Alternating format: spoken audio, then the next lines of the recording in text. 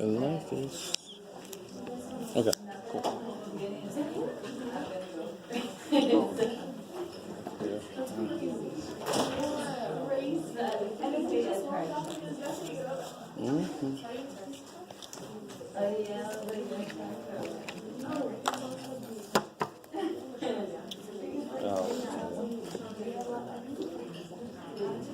All right, guys, so yesterday we worked on this here. It's from that last section we have to do with chapter 12. If you need this, there's copies on the desk.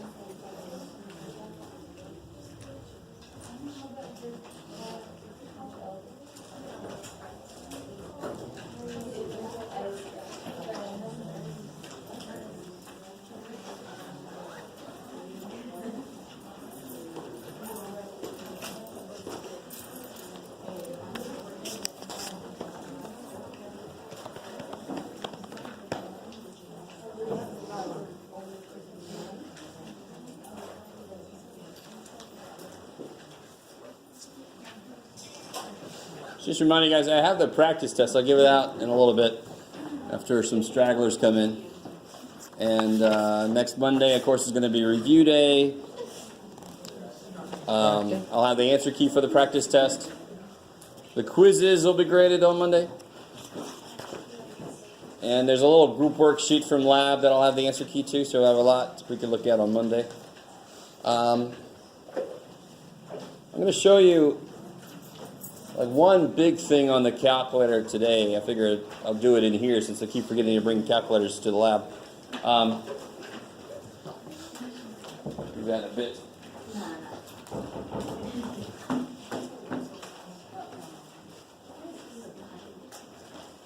I stole it out of the textbook on this.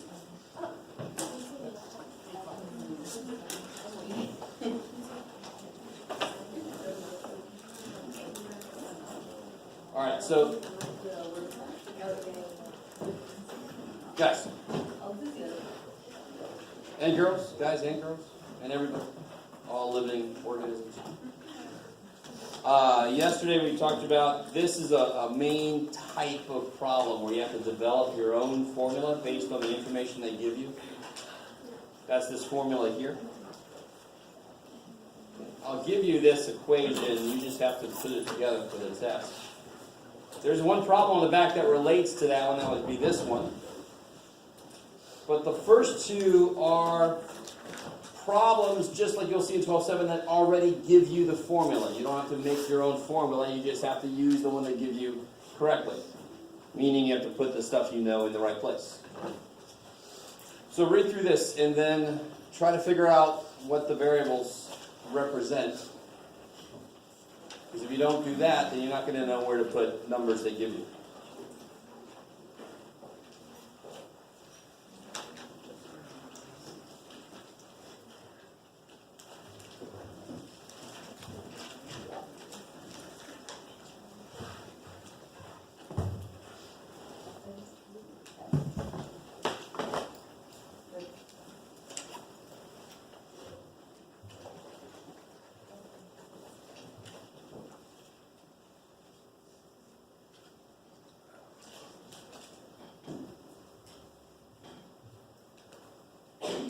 Bless you.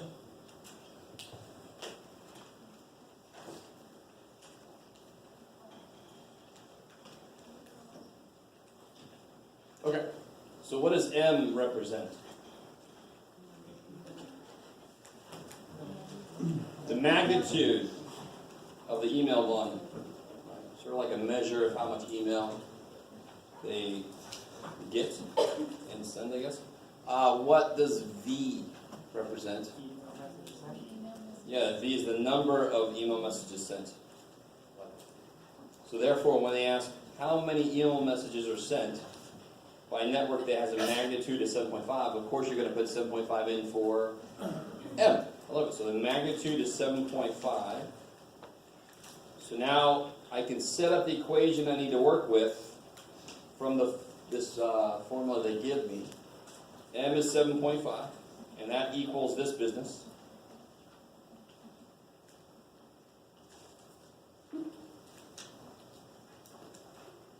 just got to figure out, bless you, how the hell do you solve? So the main idea with solving a log equation is if there's more than one log, you get them together using the minus and plus kind of properties of logarithms. Is that cool? We've seen that happen several times already. Once you get it put together, you can use the most basic idea of logarithm to keep going.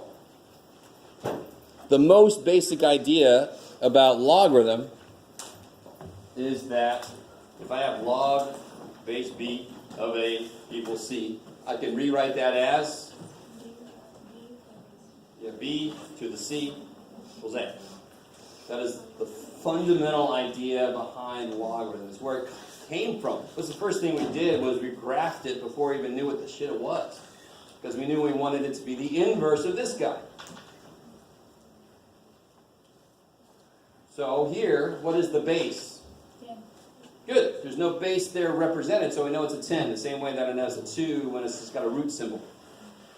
So this is 10 to the 7.5 equals v over 1.34. Right? Base to the power equals the inside. Same idea as before. Now you guys take a minute and try to figure that out.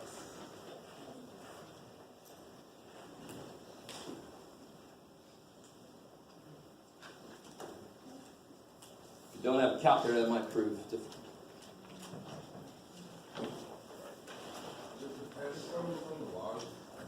Total.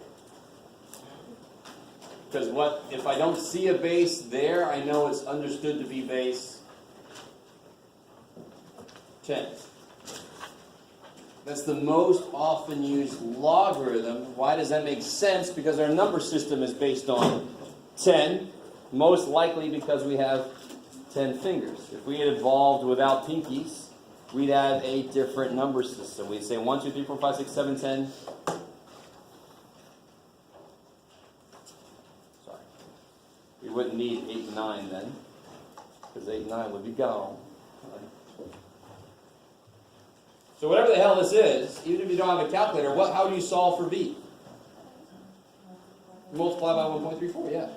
So don't overthink it. Don't think everything about this must be hard because it's logs and I don't like logs. No, this is the thing you want to solve for divided by some. Okay, well then multiply by that because you want to get it by itself.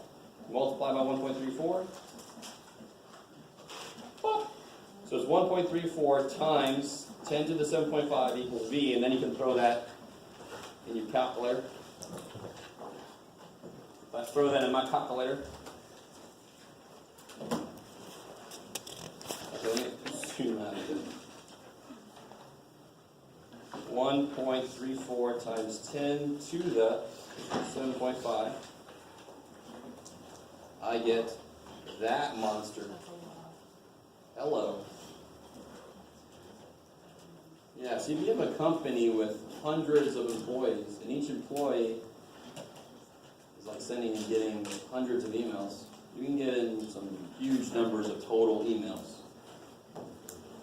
So that 4237450.65. This 0.65 is interesting, of course. You would just round it to 423745521. So 42 million emails sent.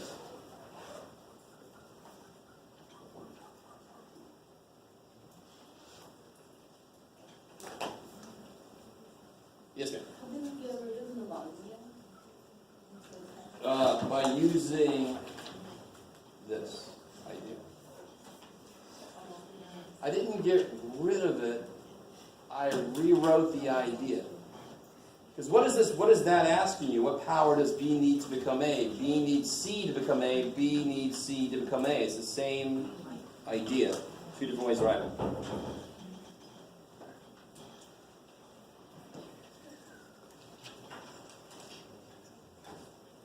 So sort of like if I say the square root of 4 is 2, what's another way to capture that same idea? Why is the square root of 4 2? Because 2 squared is 4. Where'd that 2 come from? No, where'd that 2 come from? That's the same question as where'd that 10 come from on the problem I just did. There is no 2 here, but there's a 2 here, understood. That, yeah. Okay. So you guys try number 20.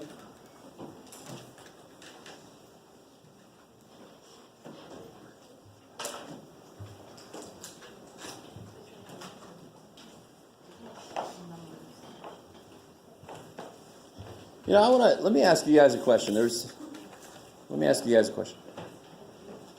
Most of you guys are recently out of high school. Some of you guys are still there. You're just in a little nifty into college early thing. How much are you aware of, like, the responsibility that a school has that its students do well? Like, you take those standardized exams, you know, right? The standardized tests. They actually don't always affect you, they affect the school more likely. Like their funding might be affected by it, their standing is affected by it. I have this weird idea that you guys have at least subconsciously been getting the message that education is not on your shoulders, it's on the shoulders of the teachers in the schools. I don't know if you're consciously aware of that message getting through, but nowadays everything, like right now, there's this huge push about community colleges in California are going to get funded based on their performance, meaning how many degrees do we give.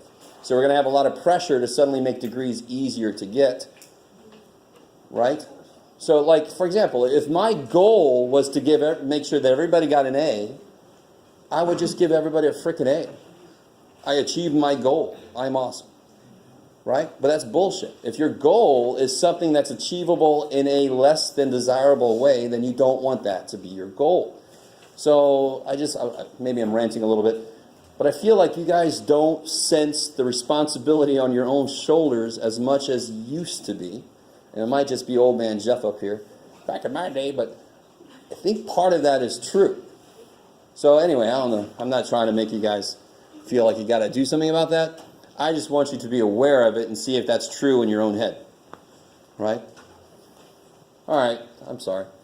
It's just that I feel like when I'm explaining something, this idea might be in your head where you're like, well, if he doesn't explain it well enough, that's his problem. You know? But you've got to meet somebody halfway. You have got to think about what it is. And if it doesn't make sense, you have to ask a question right then. Right? I mean, this is just generally how it works. All right. Sorry. I think I had something to get out of my system. I feel better. But think about that. I mean, become aware of that and see if that's true. All right. Now this one's a little bit different than that first one. Just to come back to the stuff I really should be talking about. But this is something that's near and dear to our hearts. I mean, I used to live in Virginia where we worried about hurricanes. So when we had a Richter scale problem, we're like, what the shit's this on? So here we got the Richter scale. It's based on the logarithm, log base 10. Oh yeah, okay, cool. I love this. So this one's definitely weird. So the amplitude is supposed to be 1,000,000 times what A0 is. Now, this problem sounds like there's nowhere to go with it because I don't know what A0 is. But can you write the expression that captures this relationship? The amplitude, what's that letter? A is 1,000,000 times A0. So A is 1,000,000 times A0. How do you write 1,000,000? 1 and then M-I-L-L. No. Write 1,000,000. How do you write 1,000,000? 6 zeros. Yeah, 6 zeros. Right? 1,000,000. A is 1,000,000 times A0. So now you can actually do something, believe it or not. It's asking for the magnitude. So I don't know what the magnitude is. But I know that A is 1,000,000 times A0. And do you see what happens right there? those cancel. You don't have to know what the free A naught is. Because it'll cancel out. If I know how many times bigger A is than A naught, I can put that in there and they'll just cancel. That's beautiful. And now this really just comes down to what's log of this. You guys said the answer just a minute ago. How many tens are in there? There must be 6, because it took 6 zeros to make it. So M is 6. So that's why like a 0.1 step on the Richter scale is a lot bigger step in terms of power of the earthquake, because it's a logarithmic scale.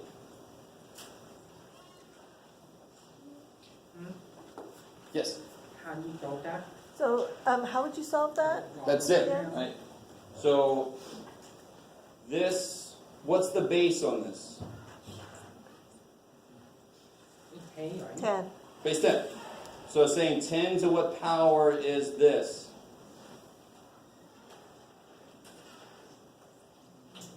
Don't think it. Well, wouldn't it be 6? Because 1, 2, 3, 4, 5, 6. There are 6 tens in there. So therefore it's 6, yeah. Oh, okay, I got it now. Thank you. No worries. Yeah. All right. I think this was like something I learned last semester. I just forgot.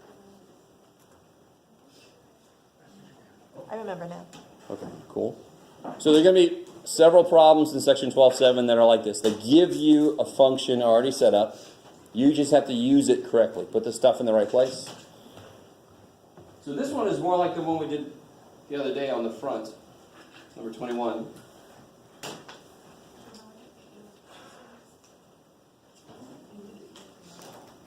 So try to do this problem here. And if you need to, you can reference the front, which explains to you exactly what each step, what each piece is on the front of this sheet.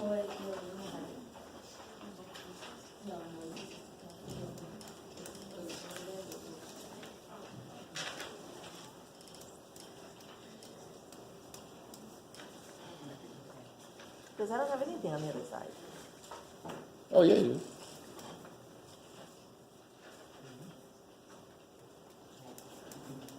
Oh, okay.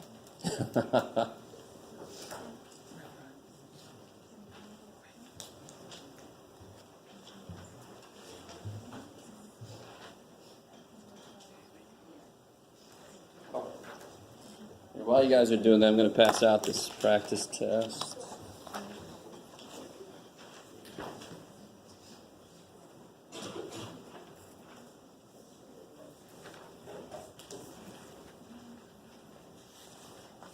Okay, it has.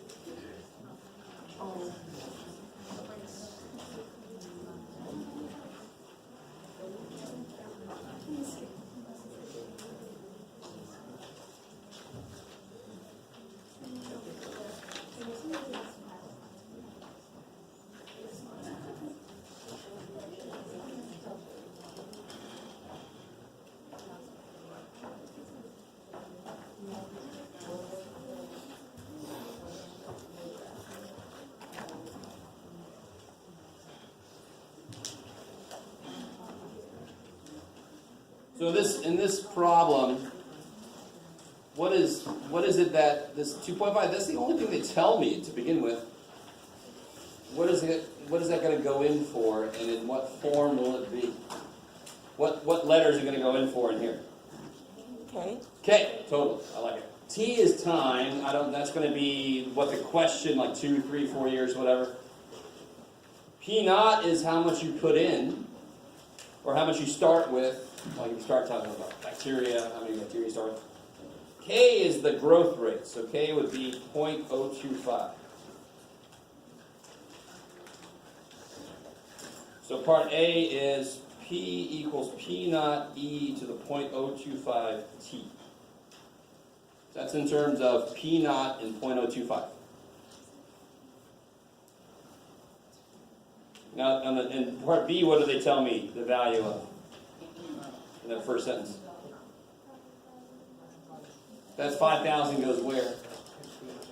And P naught. I like it. P naught.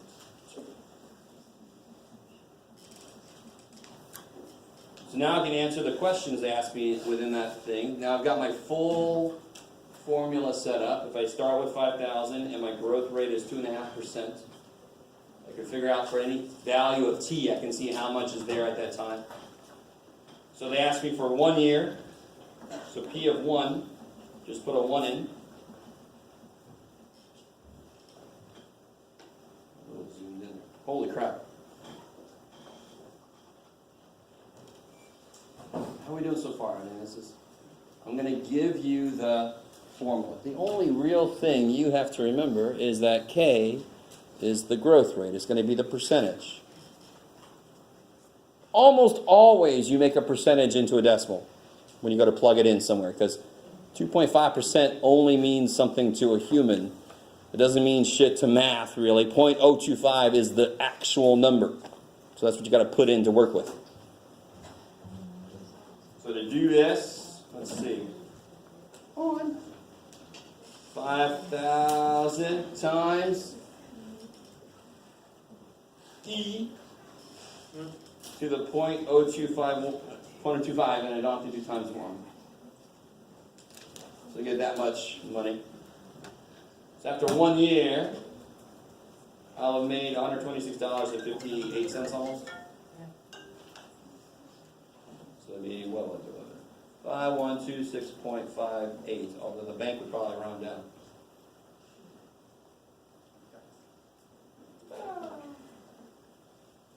After 2 years, same idea. I just put a 2 in instead. So 5,000 E to the 0.025 times 2. Here's what I love about this kind of, if you hit second enter, I can just go back and say times 2. Wow. So 52 is 56. 0.36 roughly. After 2 years.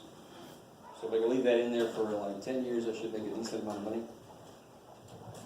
That's always, to me, what's so evil. In order to make money like this, you have to have money to begin with. So, too bad. At least in this amount. I love part C. I'm going to let you guys think about part C. Try to set up part C.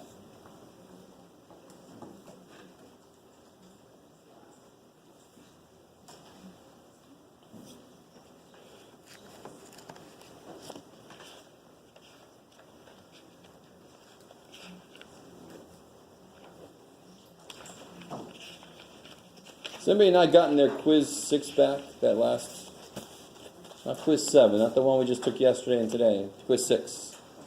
We need their quiz 6. You got it, yes. Colombia, Eduardo. Hey, see? Where are you at? You don't want it?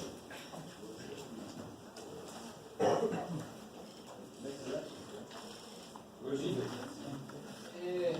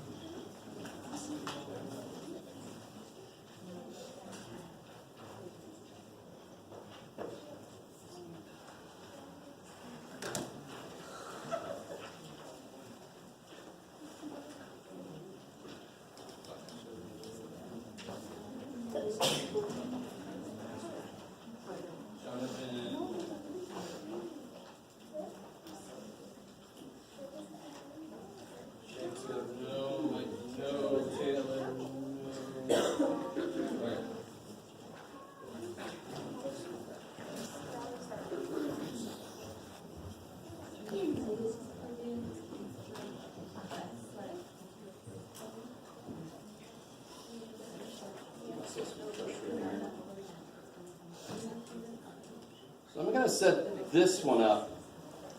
So here's my general formula. V of t equals 5,000 e to the 0.025 t. When will an investment of 5,000 double itself? So what am I going to put where? Yeah, right here. I want the thing to become twice 5,000. So here I'm going to put 10,000. Amazing.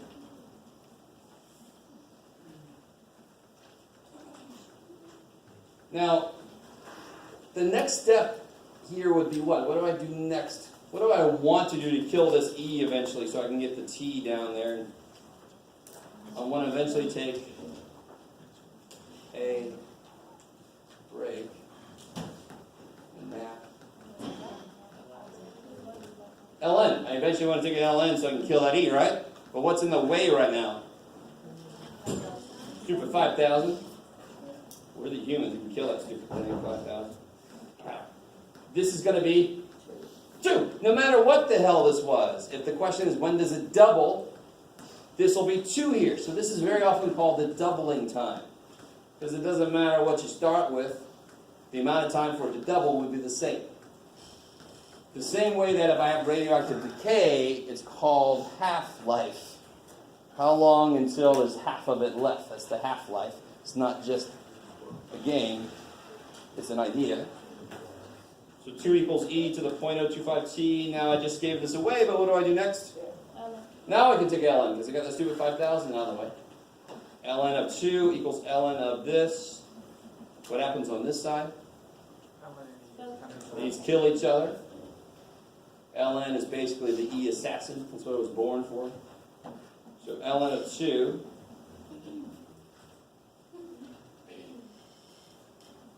And then how do I solve for t? Divide by 0.025. So I get t equals this, and I can put that in the old calculator.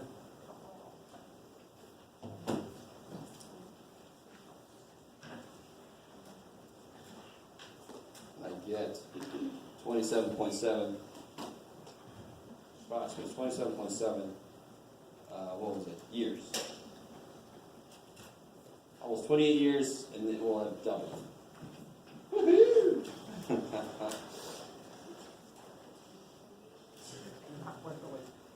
Not really, but it's better than putting it under your mattress. I'm not sure anymore now. Who knows? The banks could just fail tomorrow. Oh shit.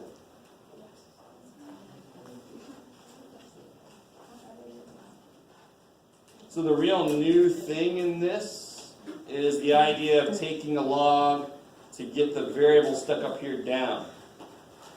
Here, this is a beautiful log because it killed that exactly, and the variable just was there. Okay, maybe. So let me show you something. Yeah. So I'm going to show you something on the calculator, and then I'm going to show you something relative to a problem from 12.6. So right here, let's do this right here. See this? This might be a little funky, but I'll do it. I have a function e to the 0.025t equals a function 2. If I graph this and this, the answer will be where they meet. I like it. So if I actually graph, if I just go in here and put y equals 2, I put y equals one side of the equation, and I put y equals the other side of the equation. Now I'm going to use x instead of t because that's, I have to. Poor little calculator only understands that. And I graph these. Let me zoom 6. It's not going to show up unless you remember how to do this. Look at it. It's very slowly. See how it's very slowly rising? You guys see that? Where are they going to meet then? Way over to the right. They're going to meet over here somewhere. Right here. So I want to be able to see that far over. Who remembers how to make this sucker see that far over? Where do I go? No, I could, but go to Window, And which part of this do I want to change? I can't see far enough on the which axis? X-axis. So I want to make the X maximum, make it 40. Just because. We already know what the answer is. It's supposed to be 27 point whatever. Well, let's just make it 40. And if that's not enough, we make it more. So now if I graph, there's my y equals 2. Here goes my y equals e business.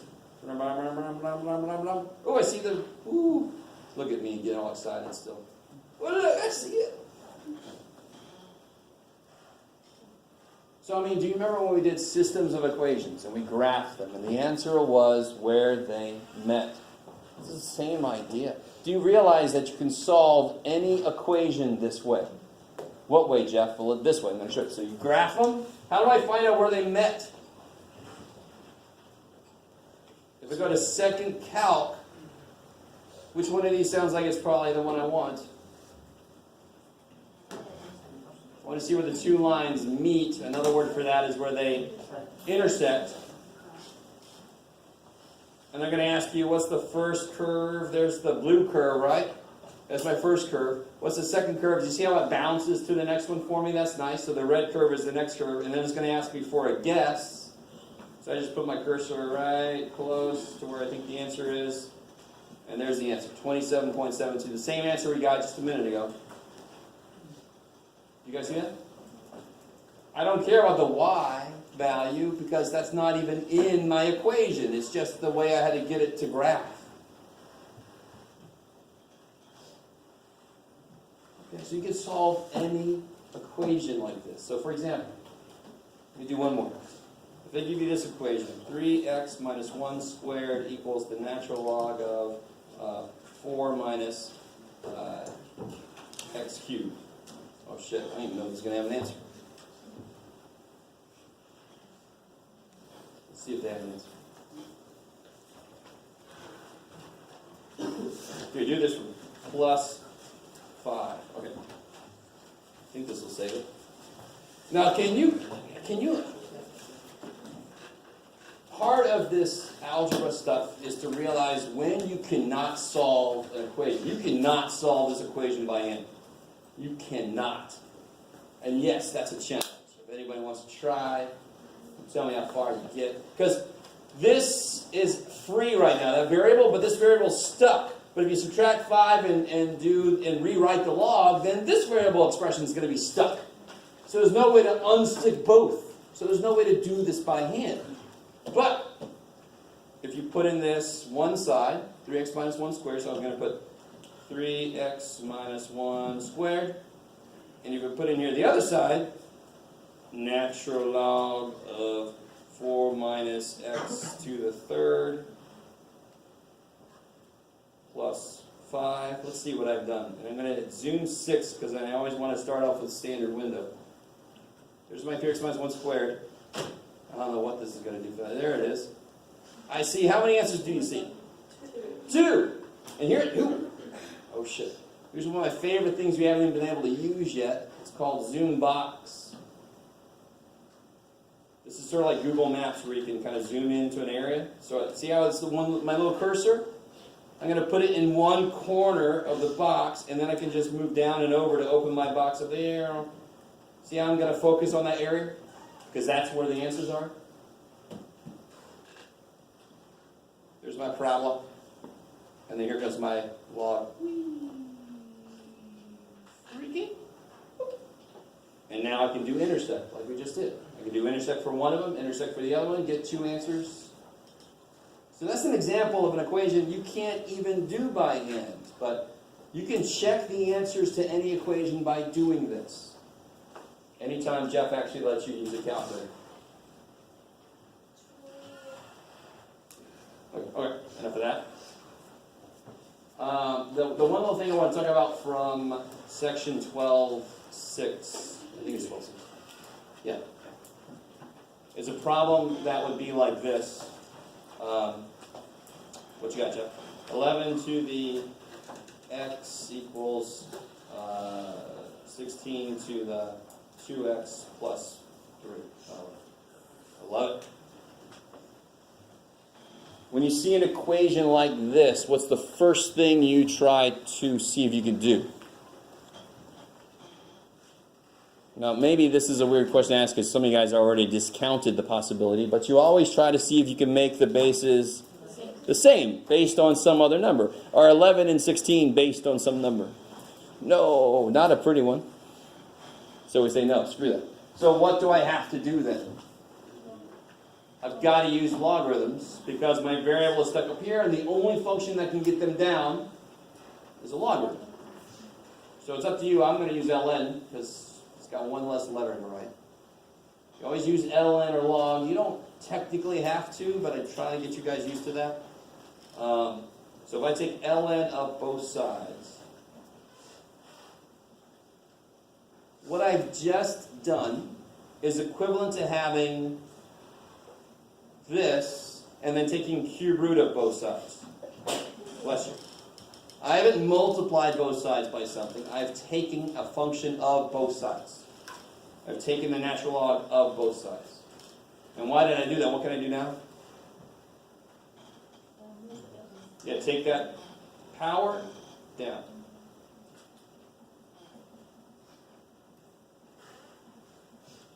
I'm trying not to jinx myself and think about how well I'm writing right now.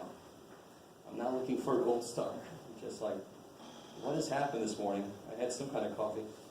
Or maybe I didn't have enough coffee. I had not too much coffee.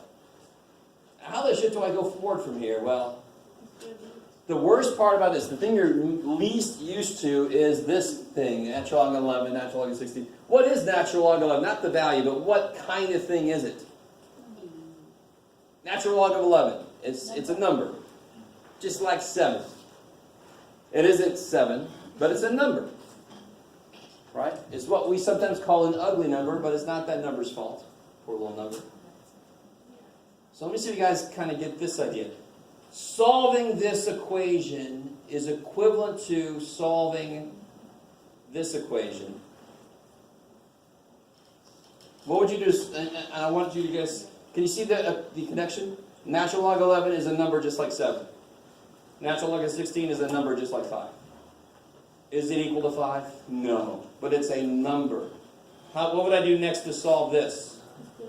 Distribute. So what do I do next to solve this? Distribute. So we got x ln 11,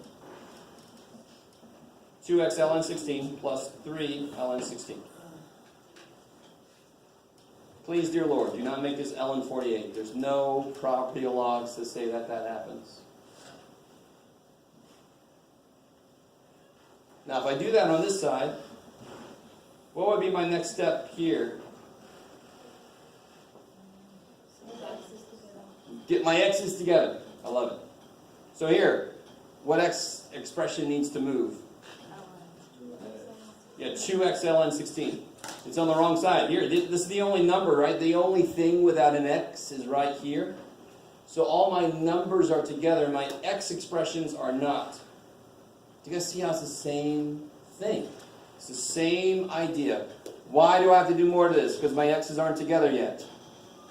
Here, my x's aren't together yet. So now I get x ln 11 minus 2x ln 16 equals 3 ln 16. Now here's where things get freaky. Because over here, I can just subtract these stupid things. 7x minus 10x. I get negative 3x. Here, are these like terms? No. And it looks like there's more than one x, but of course there isn't. What can I do since they're in both expressions? What can I do with the x? Take it out. If I take it out, what am I left with? ln 11 minus 2 ln 16. And then what's one more step to get the x by itself? Why is the x not by itself? It's times this mess, so divided by this mess.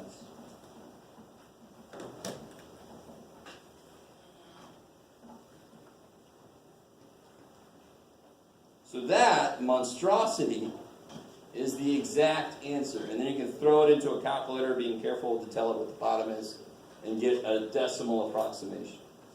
Right. That is probably the hardest problem when you have variable powers on both bases in this kind of a problem. That's the hardest kind of exponential problem. Because you're just not used to keeping track of all these logs running around and shit, and you're like, well, that's great. Okay. Was there something else? That's basically all I wanted to go over. That's crazy. We're very early again, so that's all I had to say. Yes? On Monday. Yeah, test is on Tuesday. Alright, so if you're in the next lab, walk slowly. We got that quiz today.